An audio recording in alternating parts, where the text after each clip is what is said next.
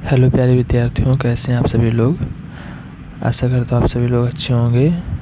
यह क्लास कक्षा 11 कृषि भौतिकी एवं जलवायु विज्ञान की बहुत इम्पोर्टेंट क्लास है। आप सभी के जो फिजिक्स का पेपर है आपका कृषि जलवायु विज्ञान का, उसके लिए हम कुछ क्वेश्चन इम्पोर्टेंट लाए हैं। यह क्वेश्चन आपको बोर्ड एग्जाम में देखने को मिलेंगे। तो इसमें पहला क्वेश्चन दिया गया है, प्रकाश किरण से क्या तात्पर्य है। किरण पुंज क्या है, इसके भेद समझाइए। किरण पुंज क्या है, इसके भेद समझाइए। तो प्रकाश किरण क्या होता है। प्रकाश किरण क्या होता है, देखिए, प्रकाश जिस सरल रेखीय मार्ग पर गमन करता है उसे प्रकाश किरण कहते हैं। प्रकाश जो है जिस सरल रेखीय मार्ग पर गमन करता है, गमन का मतलब है चलना, इस पे चलता है, उसको क्या कहते हैं, प्रकाश किरण कहते हैं। ठीक है, क्लियर हो गया। यह जो है इसे एक तीर के निशान द्वारा दर्शाया जाता है। इसको किसके द्वारा दर्शाया जाता है, तो एक तीर के निशान के द्वारा दर्शाया जाता है, जो प्रकाश के संचरण की दिशा बताता है। जो प्रकाश के संचरण की दिशा बताता है कि प्रकाश का संचरण किस तरफ को हो रहा है, किस दिशा में हो रहा है। ठीक है, इसको क्या बोलते हैं, लाइट रेस बोलते हैं। ठीक है, अगला जो इसमें दिया गया पॉइंट वो है बीम ऑफ लाइट, इसको हिंदी में बोलते हैं किरण पुंज। तो ये क्या होता है, एक ही दिशा में जाने वाले प्रकाश, जब एक ही दिशा में, जैसे एक ही दिशा में बहुत सारा प्रकाश जा रहा है, ठीक है, बहुत सारा प्रकाश जा रहा है, तो किरणों के समूह को, जो किरणों का समूह होता है, बहुत सारी, जैसे इस तरीके से बहुत सारी किरणें हैं एक जगह जा रही हैं, तो जो ये समूह है पूरा, इसी को क्या बोलते हैं, किरण पुंज बोलते हैं। इन सबको मिला करके क्या बोलते हैं, किरण पुंज बोलते हैं। याद रहेगा। आगे देखते हैं, आगे बोला है किरण पुंज के भेद। इसके कौन कौन से टाइप होते हैं, कितने प्रकार होते हैं किरण पुंज के। तो इसके 3 प्रकार होते हैं। कौन कौन से, समांतर किरण पुंज, अभिसारी किरण पुंज और अपसारी किरण पुंज। पहला जो दिया गया है वो इसमें बताया गया है, जो समांतर किरण पुंज होता है, इसको आप कैसे पहचानेंगे, जब सभी किरणें एक दूसरे के समांतर होती हैं। जब सभी किरणें एक दूसरे के समांतर होती हैं तो उनके बीच की दूरी समान रहती है, उनके बीच की दूरी जो है समान रहती है। जैसे इस तरीके से किरणें चल रही हैं तो इनके बीच की जो दूरी है ये जो है ये समान रहेगी। ठीक है, देखिए इसमें बताया भी गया है समान रहती है। जैसे कि इसका उदाहरण क्या हो गया, तो सूर्य से, जो सूर्य से आने वाला प्रकाश होता है, सूर्य से जो प्रकाश आता है तो आपने देखा होगा वो सीधी रेखाओं के रूप में आता है, सीधी किरणें पड़ती हैं इस तरीके से। ठीक है, दूसरा जो किरण पुंज का प्रकार है वो है अभिसारी किरण पुंज। अभिसारी किरण पुंज का मतलब क्या होता है, जब सभी किरणें एक बिंदु पर, जैसे बहुत सारी किरणें हैं इस तरीके से जैसे आ रही हैं, कहीं से भी आ रही हैं, एक बिंदु पर जब बहुत सारी किरणें मिल जाती हैं तो इसको क्या बोलते हैं, अभिसारी किरण पुंज। किरणें एक बिंदु पर मिलती हैं तो यह एकत्रित हो जाती हैं एक जगह पे। देखिए यहाँ पर एकत्रित हो रही हैं, जैसे कि उत्तल लेंस, उदाहरण इसका क्या हो जाएगा, उत्तल लेंस से गुजरने के बाद प्रकाश, जब प्रकाश उत्तल लेंस से गुजरता है तो क्या उसका कौन सा उदाहरण हो जाएगा, अभिसारी किरण पुंज का उदाहरण हो जाएगा। ठीक है, तीसरा जो दिया गया है वो है अपसारी किरण पुंज। जिसमें बताया गया है जब किरणें एक बिंदु स्रोत से, जैसे कि मान लीजिए एक बिंदु स्रोत है, ये बिंदु स्रोत है, ठीक है, ये मान लीजिए टार्च है आपकी, इस तरीके से टार्च होती, यहाँ से ये बल्ब इसका हो गया, एक बिंदु स्रोत से इस तरीके से जा रही हैं, जैसे सभी किरणें जा रही हैं तो ये फैल रही हैं चारों तरफ को, देखो फैल रही हैं इस तरीके से। ठीक है, ये सभी किरणें एक बिंदु से, जबकि यहाँ पे एक पॉइंट से निकल रही हैं और ये चारों तरफ को फैल रही हैं। ठीक है, तो इसको क्या बोलेंगे, अपसारी किरण पुंज। इसका उदाहरण देखिए यहाँ पे बताया भी गया है, जब किरणें एक बिंदु स्रोत से निकलकर विभिन्न दिशाओं में फैल जाती हैं, चारों तरफ को फैल जाती हैं। इसका उदाहरण हो जाएगा टार्च या बल्ब का प्रकाश। ये किसका उदाहरण है, अपसारी किरण पुंज का। ठीक है, चलिए आगे देखते हैं। अगला वेरी इंपॉर्टेंट क्वेश्चन है, यदि समतल दर्पण को थीटा कोण घुमाया जाए तो नवीन परावर्तित किरण पूर्व परावर्तित किरण से कितना कोण बनाते हुए घूम जाएगी। जो नवीन परावर्तित किरण है वह पूर्व परावर्तित किरण से कितना अंश घूम जाएगी। ये जो आप लोग अच्छे से जिन लोगों ने तैयारी की है, ये क्वेश्चन उन लोगों ने तैयार भी कर लिया होगा। अगर समय मिले आपको तो ये क्वेश्चन देख लीजिएगा प्लीज़। ये क्वेश्चन बहुत बार रिपीट हो चुका है, तभी हम इसमें वीडियो में लाए हैं ये क्वेश्चन। इसको आप देख के जाइएगा, ये आपको ज़रूर ही ज़रूर मिलेगा, ठीक है।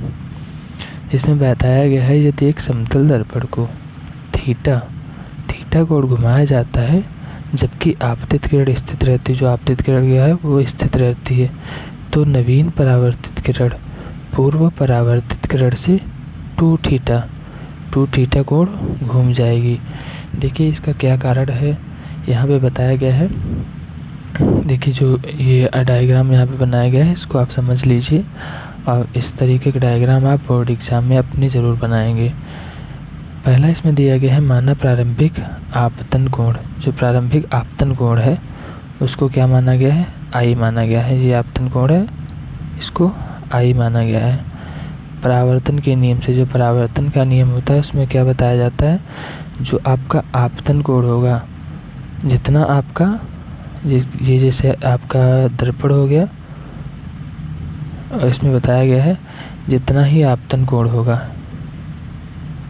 जैसे कि ये यहाँ से गया, ये यहाँ पर ये अभिलंब हो गया आपका, बीच में अभिलंब हो गया। देखिए सॉरी, इसको हम दूसरे तरीके से बना रहे हैं। जैसे मान लीजिए ये आपतन कोण डॉट डॉट करके इसको बना रहे हैं, ये आपतन कोण हो गया, ठीक है।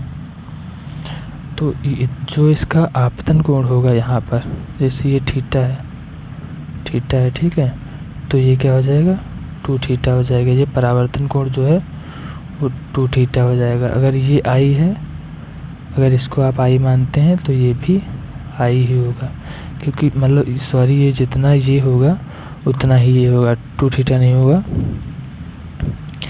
यहाँ पर देखिए जैसे कि आपने इसको आई माना तो ये भी आई होगा। बताया जाता है जो परावर्तन का नियम होता है वो ये कहता है जितना आपतन कोण होगा उतना ही परावर्तन कोण होगा। जैसे अगर ये थीटा है तो ये भी थीटा ही होगा, ठीक है। इसलिए चलिए देखते हैं क्वेश्चन में। यहाँ पे बताया गया जैसे परावर्तन के नियम से परावर्तन कोण भी आई होगा। जैसे कि यहाँ पे आपने माना था आपतन कोण बराबर आई, तो परावर्तन कोण भी आई ही हो जाएगा, ठीक है। जब दर्पण को थीटा कोण घुमाया जाता है तो उसका अभिलंब भी उसी दिशा में थीटा कोण घूम जाता है। जब दर्पण को आप थीटा कोण घुमाएंगे तो उसका जो अभिलंब है वो भी उसी दिशा में थीटा कोण घूम जाता है। अब नया आपतन कोण जो बनता है, नया आपतन कोण क्या बनता है, आई प्लस थीटा। जो आपका आई है ये वाला प्लस थीटा, ठीक है, ये जुड़ जाता है। इसलिए नया परावर्तन कोण जो बनेगा वो भी क्या होगा, आई और प्लस थीटा, ठीक है।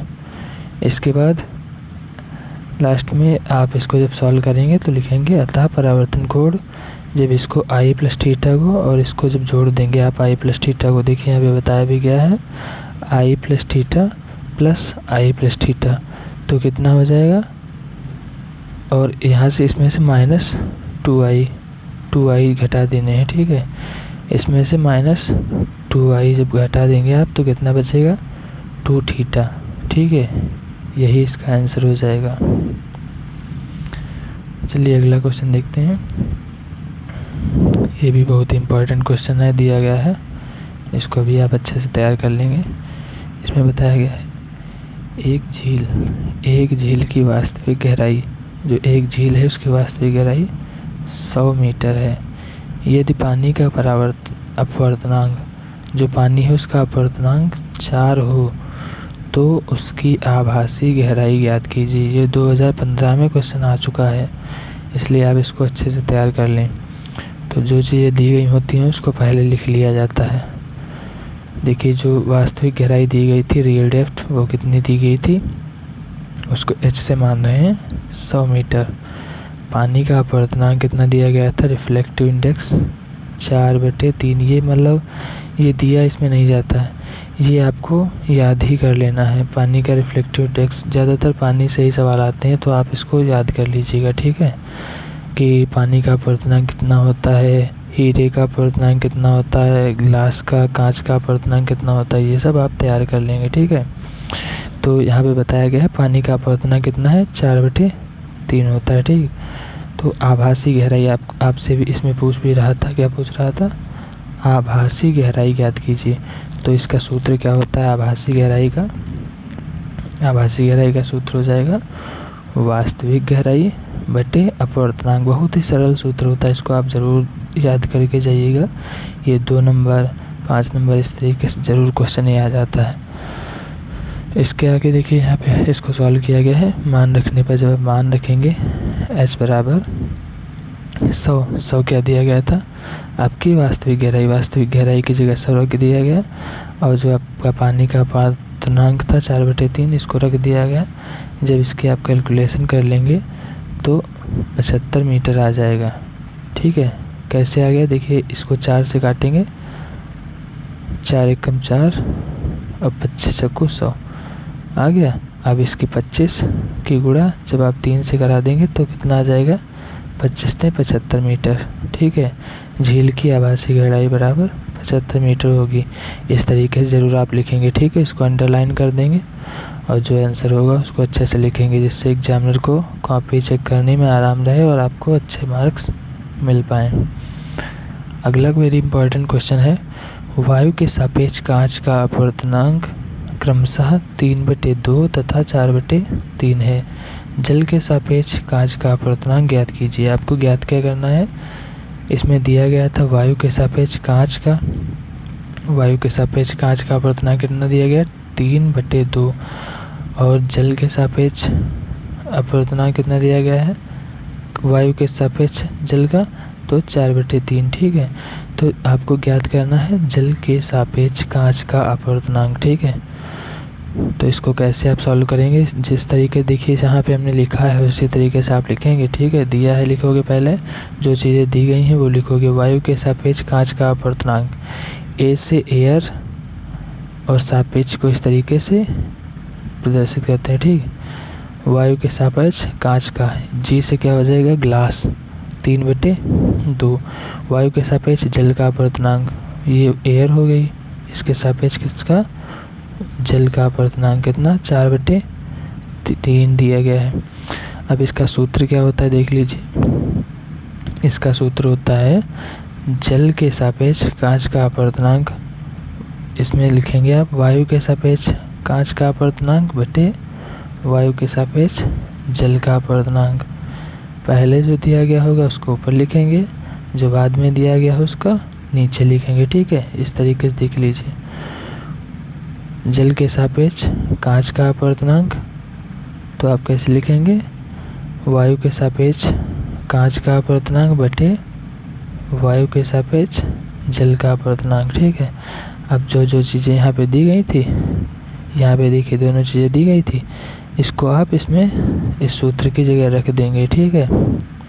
यहाँ पे देखिए मान रखने पर जल के सापेक्ष कांच का अपवर्तनांक जब आप रखेंगे तो 3/2 बटे 4/3, ठीक है।